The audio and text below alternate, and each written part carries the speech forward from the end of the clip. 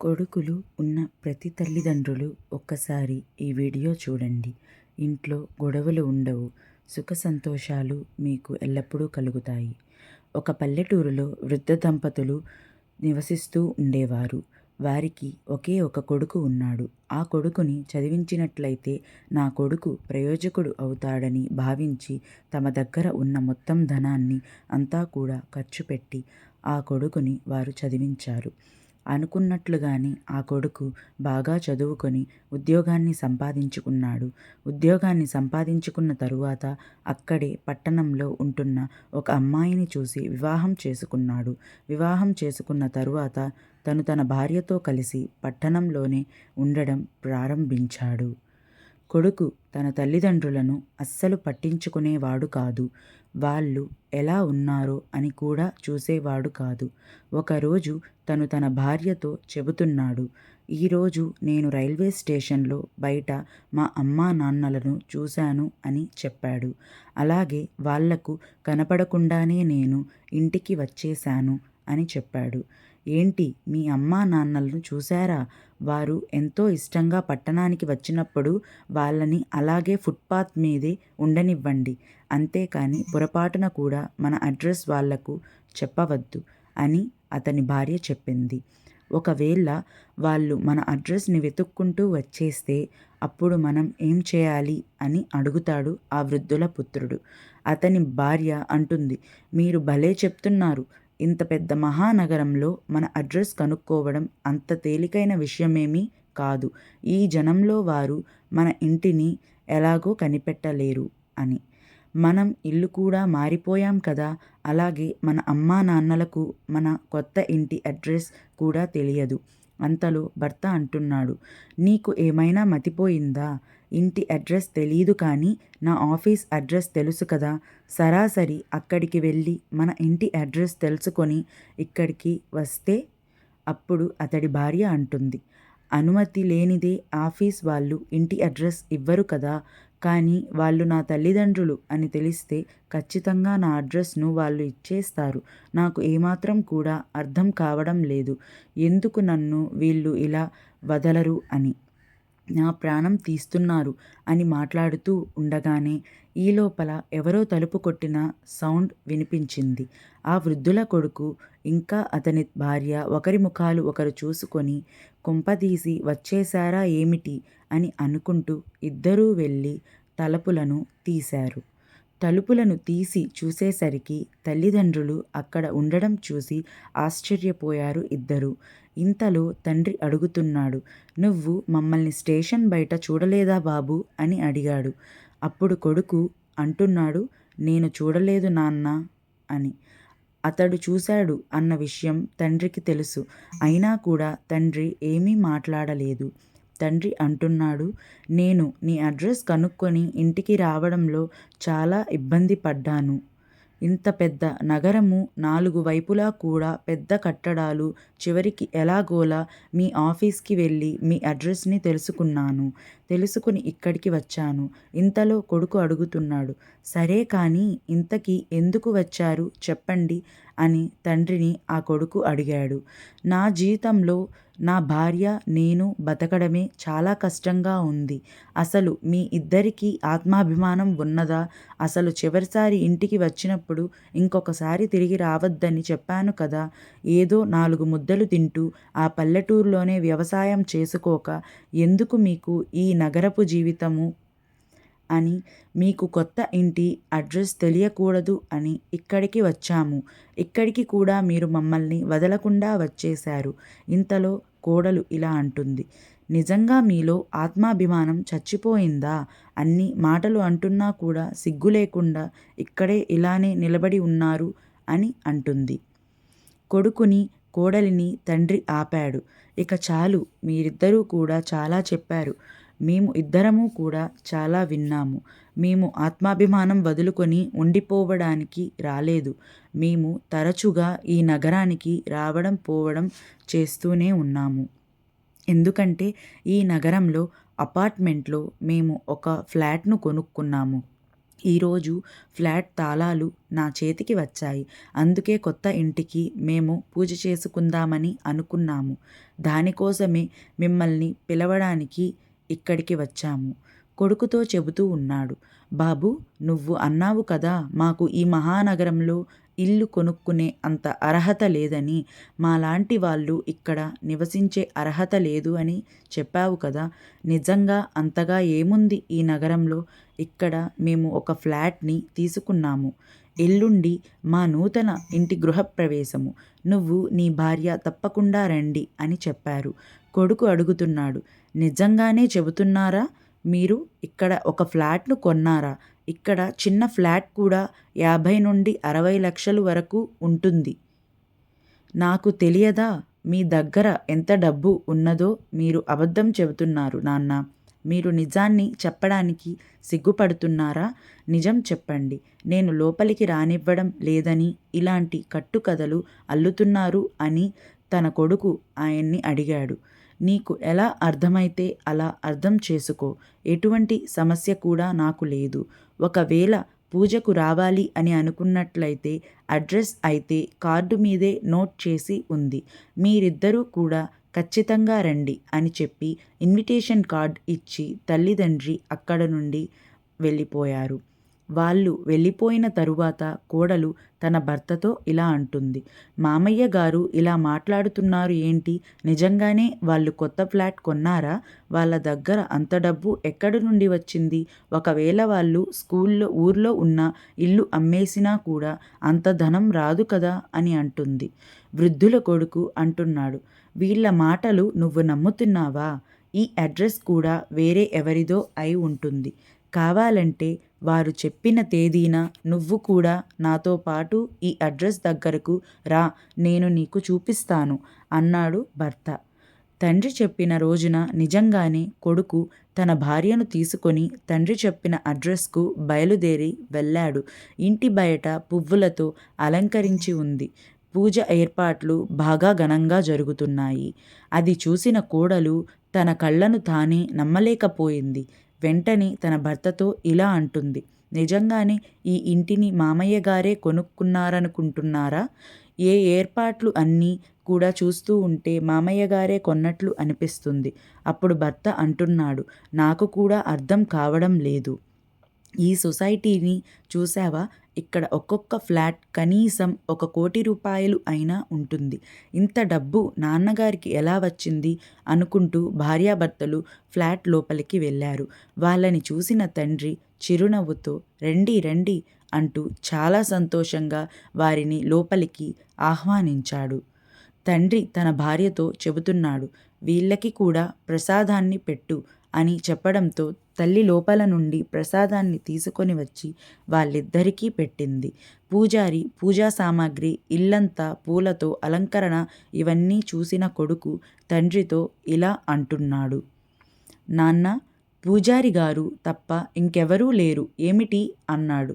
ఈ నగరంలో నాకు ఎవరూ తెలుసు, అయినా పిలిచినా ఎవరూ రారు. అందుకే మిమ్మల్ని మాత్రమే పిలిచాను అన్నాడు. నాన్న, నిజంగా ఇంటిని నువ్వే కొన్నావా? మన ఊరిలో ఉన్న ఇంటిని అమ్మేశావా ఏంటి అని కొడుకు అడిగాడు తన తండ్రిని. బాబూ, ఊరిలో ఉన్న ఇల్లు కేవలం ఇల్లు మాత్రమే కాదు, అది మనకి ఒక జ్ఞాపకము. దానిని అమ్మేస్తాను అని ఎలా అనుకుంటున్నావు? అయినా అక్కడి ఊరి విషయమే వేరు. అది మీకు వివరించాలని ఇక్కడ నేను ఒక ఇల్లు తీసుకున్నాను అని అన్నాడు. కానీ నువ్వు మమ్మల్ని ఇంటి నుండి వెళ్ళగొట్టేటప్పుడు చెప్పావు కదా, మాకు నీ ఇంట్లో ఉండడానికి అర్హత లేదు అని. కానీ ఈరోజు చూడు, నేను ఈ నగరంలోనే టాప్ ఫ్లోర్లో ఒక ఫ్లాట్ని తీసుకున్నాను. అంతేకాకుండా నేను ఇది కూడా చూడాలని అనుకుంటున్నాను. ఈ మహానగరంలో గాలిలో ఏముంది అని. చిన్న పల్లెటూరు నుండి వచ్చిన నిన్ను ఇంతలా మార్చేసింది. కానీ బాబు, ఈ ఇంటితో మన ఊరిలో ఉన్న ఇంటిని మాత్రం ఎప్పుడు నువ్వు పోల్చవద్దు. ఈ మహానగరంలో ఇల్లు కొనడానికి నేను నా ఊర్లోని ఇంటిని అమ్మాల్సిన అవసరం లేదు. మరి ఈ ఫ్లాట్ కొనడానికి మీకు డబ్బులు ఎక్కడి నుండి వచ్చాయి? మీకు నగరంలో ఉండే ఇల్లు ఇష్టం లేనప్పుడు ఈ ఇల్లు ఎందుకు కొన్నారు? ఇప్పుడు నాకు అర్థమైంది. నా ఇల్లు చిన్నగా ఉంది కాబట్టి మేము కూడా ఇక్కడికి వచ్చి మీతో ఉండిపోవాలని కోరుకుంటున్నారు కదా నాన్న అని అడిగాడు కొడుకు. నిజంగానా నాన్న? ఇల్లు చిన్నగా ఉన్న కారణంగా మిమ్మల్ని నేను నాతో పాటు ఉంచుకోలేదు. ఇంత పెద్ద ఇంట్లో అందరం కలిసి ఉండవచ్చు అని ఇంటిని తీసుకున్నారా అని కొడుకు తండ్రిని అడిగాడు. అప్పుడు తండ్రి ఇలా అంటున్నాడు. ఒక వ్యక్తి ఇంత నీచమైన స్థితికి ఎలా పడిపోతాడో నాకు తెలియడం లేదు. అందుకే ఈ మహానగరం అన్నా, నగరవాసులన్నా, వాళ్ళ మాటలు అన్నా కూడా నాకు నచ్చదు. మీరు మా పట్ల ప్రవర్తించిన తీరుకి మిమ్మల్ని మాతో పాటు ఉంచుకుంటామని నువ్వు అసలు ఎలా అనుకుంటున్నావు? ఇప్పటి వరకు మేము ఊరు వాళ్ళము అని చాలా అవమానంగా మాట్లాడేవాడివి. ఇప్పుడు చూడు, ఈ ఫ్లాట్ చూసిన తరువాత నీ మాట తీరును ఎంతగా మార్చేశావో. మా పట్ల మీరు వ్యవహరించిన తీరుని ఈ జన్మలో మరువలేను. నీ ప్రశ్నలకు నేను సమాధానం ఇవ్వవలసిన అవసరం కూడా నాకు లేదు. కానీ నీకు చాలా ఉత్సాహంగా ఉంది కదా తెలుసుకోవాలి అని. నేను ఈ ఫ్లాట్ ఎలా కొన్నానో అని, మేము చిన్న ఊరు నుండి వచ్చాము అని, మహానగరంలో ఉండే అర్హత లేదు అని అవమానంగా మాట్లాడి మేము కూడా మహానగరంలో ఉండగలము అని గుర్తించాలి అని నేను ఈ ఫ్లాట్ని కొన్నాను అని చెప్పాడు తండ్రి కొడుకుతో. నా వ్యవసాయ భూమిలో కర్మాగారాన్ని నిర్మించడానికి ఒక ప్రైవేట్ కంపెనీ వాళ్ళు నా భూమిని మంచి ధరకు కొన్నారు. ఆ వచ్చిన డబ్బులతోనే నేను ఈ ఫ్లాట్ను కొన్నాను. ఈ విషయం గురించి చెప్పడానికి నేను ఇంతకు ముందు కూడా మీ ఇంటికి వచ్చాను. కానీ మీరు నా పట్ల వ్యవహరించిన తీరుకి చెప్పాలి అని అనిపించలేదు. నువ్వు ఈరోజు చెప్పిన మాటలు, ఆ రోజు చెప్పిన మాటలు ఒక్కసారి గుర్తు తెచ్చుకో బాబు. నువ్వు ఆ రోజు చెప్పిన మాటలు నాకు ఇంకా గుర్తున్నాయి అని తండ్రి గతంలోనికి వెళ్ళి ఆ రోజులను ఒకసారి గుర్తు చేసుకుంటూ ఉన్నాడు. అమ్మా, నాన్న, మీరు ఎన్ని రోజులు ఉండి వెళతారు? ఎందుకు అడుగుతున్నాను అంటే, ట్రైన్ టికెట్లను ముందే బుక్ చేసుకోవాలి కదా. ట్రైన్ టికెట్స్ దొరకడం కష్టమైపోతుంది అని చెప్పాడు కొడుకు. ఇంతలో తండ్రి అంటున్నాడు, బాబు, మేము ఏమి ఆలోచిస్తున్నాము అంటే, మేము ఇద్దరం కూడా ఒంటరిగా ఊర్లో ఏం చేస్తాము? నాకు కూడా అక్కడ ప్రస్తుతానికి ఎటువంటి పని కూడా లేదు. మేము కూడా మీతో పాటే ఇక్కడే ఉందామని ఆలోచిస్తున్నాము. ఇల్లు కొంచెం చిన్నదిగా ఉంది, అందుకే ఆలోచిస్తున్నాము. ఈ మాటలు విన్న తండ్రితో కొడుకు ఇలా అంటున్నాడు. మీకు ఇల్లు చిన్నదిగా ఉందని తెలిసినా కూడా ఈ ఇంట్లోనే ఉంటాము అని ఎందుకు అంటున్నారు? అప్పుడు కోడలు చెబుతుంది, మీ అమ్మా నాన్న వెళ్ళేటట్లు లేరు, తిని కూర్చోవడానికి అలవాటు పడ్డారు, ఇంకెందుకు వెళతారు? ఇంతలో కొడుకు తండ్రితో ఇలా అంటున్నాడు, నాన్న, నేను మీకు కొన్ని రోజుల సమయం ఇస్తున్నాను. ఎంత తొందరగా కుదిరితే అంత తొందరగా మీరు తిరిగి వెళ్ళిపోయే ఏర్పాట్లను చేసుకోండి అంటున్నాడు. కొడుకు నుండి ఈ మాటలను విన్న తండ్రి ఇద్దరూ కూడా చాలా బాధపడుతూ ఆత్మాభిమానం చంపుకుంటూ ఇక్కడే ఉండవలసిన అవసరం మాకు లేదు అని అంటూ ఎలాగోలా వెంటనే టికెట్లు చేయించుకోవడానికి ప్రయత్నాన్ని చేశారు. కానీ వారం రోజుల తరువాత టికెట్లు దొరికాయి. వారం తరువాత టికెట్లు దొరికిన విషయం తెలుసుకున్న కొడుకు నాన్నతో ఇలా అన్నాడు, నాన్న, ఇక్కడ ఉన్నంత వరకు ఎలాగోలా నేను మిమ్మల్ని భరిస్తాను అని అన్నాడు. కానీ తర్వాత దయచేసి మళ్ళీ ఇక్కడికి రాకండి అంటాడు. ఆ తర్వాత రోజు నుండి కోడల వ్యవహార శైలి మొత్తంగా కూడా మారిపోయింది. అత్తగారితో మొత్తం ఇంట్లో ఉన్న పనులన్నింటినీ కూడా చేయించేది. ఒక్కరోజు ఉదయాన్నే అత్తగారు, అమ్మ, నాకు ఎందుకో ఈరోజు ఉదయం నుండి కొంచెం బాగోలేదు అని అన్నారు. గుండెల్లో ఏదో దడగా అనిపిస్తుంది. ఈ రోజుకి వంట నువ్వే చెయ్యమ్మా అని కోడలితో చెబుతుంది. అంతలో కోడలు ఇలా అంటుంది, ఇక్కడికి వచ్చిన కొత్తల్లో ఇంటి పని అంతా కూడా చకచకా చేసేసేవారు. ఎప్పుడైతే మీ కొడుకు ఇంటి నుండి వెళ్ళిపోమన్నాడో అప్పటి నుండి మీ ఆరోగ్యం బాగాలేదు అని సాకులు చెప్పడం మీరు మొదలు పెట్టేశారు. అలా ఏమీ లేదమ్మా, నిజంగానే నా ఆరోగ్యం బాగోలేదు అని చెబుతూనే అత్తగారు కళ్ళు తిరిగి పడిపోయింది. వెంటనే కోడలు తన భర్తని గట్టిగా పిలిచింది. ఆ శబ్దానికి మామగారు కూడా గదిలో నుండి పరిగెత్తుకుంటూ వచ్చారు. కొడుకు మాత్రం కాసేపటికి తాపీగా చిన్నగా వచ్చాడు. తన భార్య పరిస్థితి చూసుకున్న ఆ పెద్దాయన కొడుకుతో చెబుతున్నాడు. బాబు, వెంటనే అంబులెన్స్ని పిలిపించు. మీ అమ్మని తొందరగా హాస్పిటల్కి తీసుకొని వెళ్ళాలి అన్నాడు. ఇంతలో కొడుకు అంటున్నాడు, కాస్త కళ్ళు తిరిగి పడిపోతేనే ఎందుకు అలా అరుస్తున్నావు అని. మొహం మీద కాస్త నీళ్లు చల్లండి, అమ్మకి మెలకువ వస్తుంది. మీరు జరగండి అని చెప్పి తన తల్లి మొహం మీద నీటిని చల్లాడు. కానీ తల్లి స్పృహలోకి రాలేదు. అది చూసిన తండ్రి చాలా కంగారు పడిపోయాడు. వెంటనే అంబులెన్స్ను పిలవండి, నాకు ఎందుకో చాలా భయంగా ఉంది అని ఆయన భయపడుతూ చెప్పాడు. ఆ తండ్రి, నాన్న, పిలవగానే వచ్చేయడానికి ఇది ఏమన్నా చిన్న ఊరు అనుకుంటున్నావా? మీకు తెలుసు ఇక్కడ ఆస్పత్రికి ఎంత ఖర్చు అవుతుందో. ఆస్పత్రికి బిల్లు కట్టేలోపే నా మొత్తం సంపాదనంతా కూడా అయిపోతుంది. కొడుకు చెప్పిన మాటలను విన్న తరువాత ఆ తండ్రి వెంటనే తన భార్యను 2 చేతులతో ఎత్తుకొని ఇంటి నుండి బయలుదేరాడు. కానీ కొడుకు మాత్రం అలాగే నిలబడిపోయాడు. అంతలో కోడలు అంటుంది, మీ నాన్నగారు ఏదో కోటీశ్వరుడిలాగా మీ అమ్మగారిని తీసుకొని వెళ్ళిపోతున్నారు. చూద్దామా మీ అమ్మని ఏ హాస్పిటల్లో జాయిన్ చేస్తాడో అని. సమయం రాత్రి అవుతుంది. కానీ తండ్రి గురించి కానీ తల్లి గురించి కానీ ఎటువంటి సమాచారాన్ని కూడా తెలుసుకునే ప్రయత్నం కూడా చేయలేదు ఇద్దరూ కూడా. ఇంట్లో నిద్రపోతూ ఉండగా రాత్రి సమయం అయ్యేసరికి కాలింగ్ బెల్ మోగడంతో కొడుకు తలుపులు తెరిచి చూశాడు. ఎదురుగా నిలబడిన తన తండ్రిని చూసి, ఇంతసేపటికి ఇంటికి చేరుకున్నారా? ఇప్పుడు మీకు సమయం దొరికిందా? అమ్మని శ్మశానంలో వదిలేసి వచ్చారా అని కొడుకు తండ్రిని అడిగాడు. అది విన్న తండ్రి కొడుకు నోటి నుండి ఇలాంటి మాటలు విన్న ఆ తండ్రి, నువ్వు ఇలాంటి మాటలను ఎలా మాట్లాడగలుగుతున్నావు? పిల్లల కోసమేమో తల్లిదండ్రులు ఏదైనా చేయడానికి కూడా సిద్ధపడతారు. కానీ పిల్లలు నోట నుండి ఇలాంటి మాటలు విన్నప్పుడు ఎందుకు మేమసలు బ్రతికున్నామా అని అనిపిస్తుంది.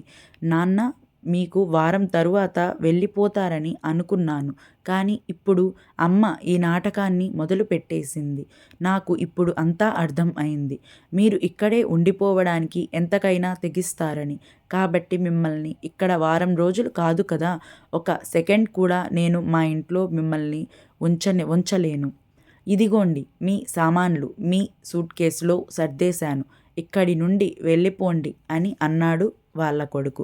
చావు బ్రతుకుల మధ్య మీ అమ్మను ఆస్పత్రిలో ఉంటే అమ్మ ఎలా ఉంది అని అడగడం పోయి అమ్మ నాటకాలు చేస్తుంది అని అంటున్నావా? మీ అమ్మకి ఉదయం హార్ట్ స్ట్రోక్ వచ్చింది అని ఆ తండ్రి వెంటనే నేను ఆస్పత్రికి తీసుకొని వెళ్ళకపోయినట్లయితే ఈరోజు నేను నీ తల్లిని కోల్పోయేవాడిని. ఉదయం కూడా మీ అమ్మని ఆస్పత్రికి తీసుకొని వెళ్ళాలి అని అన్నప్పుడు నువ్వు డబ్బుల గురించి మాట్లాడావు. అప్పుడు కొడుకు తండ్రితో ఇలా అంటున్నాడు, నిజంగా అమ్మ మరణించి ఉంటే నా తల మీద నుండి ఒక పెద్ద భారమైన తగ్గి ఉండేది కదా అని అన్నాడు కొడుకు.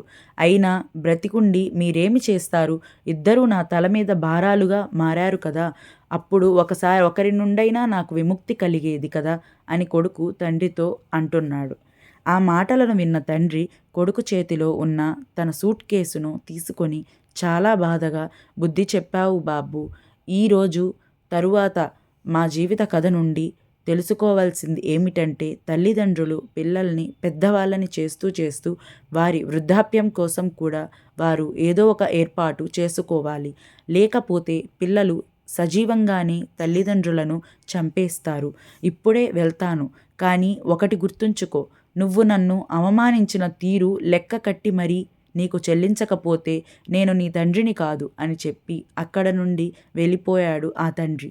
ఆ తరువాత 20 రోజుల వరకు భర్త హాస్పిటల్ బయట ఉండి తన భార్యకు వైద్యాన్ని చేయించాడు. ఆ తరువాత భార్య ఆరోగ్యం కుదుటపడిన తరువాత ఇద్దరూ ఊరికి బయలుదేరి వచ్చేశారు. కొడుకు చేసిన అవమానం గురించి తలచుకుంటూ ఆ తండ్రి మనసులోనే బాధపడుతూ ఉన్నాడు. కానీ ఈ విషయాలు ఏమీ కూడా తన భార్యకు తెలియనివ్వలేదు. కానీ తన తండ్రి తన కొడుకుని ఎలా అయినా బుద్ధి చెప్పాలి అని నిర్ణయించుకున్నాడు. ఇంతలో భార్య, ఎందుకండి అంతా ఆలోచిస్తూ ఉన్నారు అంటూ పిలిచిన పిలుపుకి వర్తమానంలోనికి వచ్చాడు ఆ తండ్రి. వ్యవసాయ భూమిని అమ్మినప్పుడు వచ్చిన డబ్బుతో తన భార్యకు వైద్యాన్ని చేయించడానికి ఆ ధనాన్ని అంతా ఖర్చు చేసేశాడు. ఆ తరువాత మిగిలిన డబ్బుతో ఒక ఫ్లాట్ను కొన్నాను అంటూ ఈ విషయాన్ని గురించి చెప్పాలి అని మీ ఇంటికి ఆ రోజు వచ్చాను. కానీ మీ అమ్మ పట్ల నువ్వు మాట్లాడిన మాటలు, నీ వ్యవహార శైలి నాకు నచ్చకపోవడంతో నీకు ఈ విషయం గురించి చెప్పకుండా వచ్చేశాను. లేకపోతే ఈరోజు ఈ ఫ్లాట్ నీ పేరు మీదే ఉండేది. కానీ ఇప్పుడు కూడా ఈ ఫ్లాట్ నువ్వు దక్కించుకోవచ్చు. కానీ దానికి ఒక షరతు. నువ్వు ఆ షరతుకు ఒప్పుకున్నట్లయితే ఈ ఫ్లాట్ నీకే ఇస్తాను అని ఆ తండ్రి కొడుకుతో చెప్పాడు. ఆశ్చర్యకరంగా అడుగుతున్నాడు ఆ కొడుకు. ఆ షరతు ఏమిటి నాన్నా అని అడిగాడు. నువ్వు నీ భార్య ఇక్కడే 6 నెలల పాటు ఉండి మా సేవను చేయాలి. అది కూడా ఎలాంటి వేతనాన్ని మీరు ఆశించకుండా చేయాలి అని అన్నాడు. నువ్వు మా సేవ చేసినట్లయితే అప్పుడు ఈ ఫ్లాట్ని నేను మీ ఇద్దరి పేరు మీదకు మార్చేస్తాను. తరువాత మేము మా ఊరికి వెళ్ళిపోతాము అని చెప్పాడు ఆ తండ్రి. నిజం చెప్పాలి అంటే నాకు నా ఊరిలో ఉండడమే చాలా ఇష్టం అని అన్నాడు ఆ తండ్రి. ఏంటి 6 నెలలా అని ఆశ్చర్యంగా అన్నాడు ఆ కొడుకు. ఇంతలో కోడలు అంటుంది, 6 నెలలు మేము మీకు సేవ చేస్తాం మామయ్య గారు అంటూ తన భర్తని పక్కన ఉన్న గదిలోనికి తీసుకొని వెళ్ళింది. మీకు ఏమైనా మతిపోయిందా ఏంటి? ఈ ఫ్లాట్ విలువ 1,00,00,000 రూపాయలు అయినా ఉంటుంది. సరే, నువ్వు చెప్పినట్లే చేద్దాము అంటూ ఇద్దరూ గది నుండి బయటకు వచ్చి, కానీ మా నాన్నగారు, మీరు 6 నెలల తరువాత ఈ ఫ్లాట్ నా పేరు మీద రాస్తారు కదా అని అడిగాడు కొడుకు. నేను మాట మీద నిలబడతాను, కానీ నేను నమ్మకం కోసం నీకు ఇంటి కాగితాలను ఇస్తున్నాను అని ఇచ్చాడు. ఇప్పుడు చెప్పు, నేను చెప్పిన షరతుకి మంజూరు అవుతున్నావా అని అడుగుతాడు తండ్రి. అప్పుడు కొడుకు చెబుతున్నాడు, సరే నాన్న, ఉద్యోగం మానేసి మీకు సేవ చేస్తాను అని ఒప్పుకొని కొడుకు కోడలు వారి ఇంటిని కూడా అమ్మేసి ఆ డబ్బుతో నెలసరి అవసరాలను తీర్చుకుంటూ అక్కడే ఉన్నారు.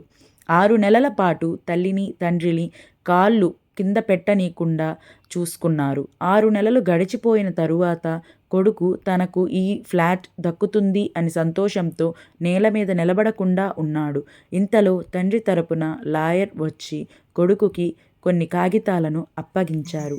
అప్పుడు తండ్రి అంటున్నాడు, బాబు, మేము వెళ్ళే ముందు నీకు ఒక మాట చెబుతున్నాను. నువ్వు వెళ్ళి మన ఇంటికి రంగులు వేయించుకోమని చెప్పాడు. చాలా సంవత్సరాల క్రితం రంగులు వేయించాం కదా, ఆ రంగుల్ని కూడా మాసిపోయినట్లుగా అయిపోయాయి. నువ్వు ఇంటికి వెళ్ళేటప్పుడు రంగులు వేయించుకోమని చెప్పాడు. ఏ ఇంటి గురించి మాట్లాడుతున్నారు నాన్న అని అడిగాడు కొడుకు. అలాగే, మీరు ఈ ఫ్లాట్ కొత్తగానే కదా కొన్నారు, ఈ రంగులన్నీ కొత్తగానే కదా ఉన్నాయి. ఇంతలో తండ్రి ఇలా అంటున్నాడు కొడుకుతో, అయ్యో, ఈ కాగితాలలో ఉండేది నువ్వు సంతోషంలో చూడలేదేమో.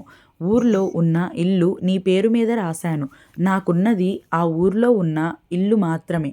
ఇక ఈ ఫ్లాట్ గురించి అంటావా? ఈ ఫ్లాట్ను అయితే నేను ఒక 6 నెలల కోసం మాత్రమే అద్దెకు తీసుకున్నాను. నగరంలో నివసిస్తున్నాను అనే అహంకారంతో తల్లిదండ్రులను దారుణంగా అవమానించావు. నీ అహంకారానికి తట్టుకోలేక నేను ఈ విధంగా చేశాను. ఇప్పుడు మీరు ఊర్లో నివసించడం తప్ప మీకు వేరే మార్గము లేదు అని తండ్రి తన కొడుకుతో చెప్పాడు. అప్పుడు కొడుకు వెంటనే తండ్రి కాళ్ళ మీద పడి ఇలా అంటున్నాడు, నాన్న, మీరు నాకు చాలా బాగా బుద్ధి చెప్పారు. కానీ నేను మీ పట్ల ప్రవర్తించిన తీరు కూడా నేను చాలా ప్రవర్తించి ఉండకూడదు అని తండ్రితో చెప్పి కొడుకు చాలా బాధపడ్డాడు. ఎందుకు అంటే వాళ్ళిద్దరూ కలిపి కొడుకు కోడలు అత్తమామలతో కలిసి వారి దగ్గరే ఉండడంతో వారి మధ్య అన్యోన్యత అనేది బాగా పెరిగిపోయింది. వారు కూడా తల్లిదండ్రులకు సేవ చేస్తున్నాము అని ఫ్లాట్ దక్కుతుందని ఆశతోనే ఉన్నారు. కానీ వారందరూ కలిసి ఒకే చోట ఉండడంతో ఒకరికొకరి మధ్య అనుబంధం అనేది పెరిగిపోయింది. అప్పుడు కొడుకు చెబుతున్నాడు, నేను మీ పట్ల ప్రవర్తించిన ప్రవర్తనకు క్షమించండి తల్లిదండ్రుల కాళ్ళ మీద పడి అడిగాడు.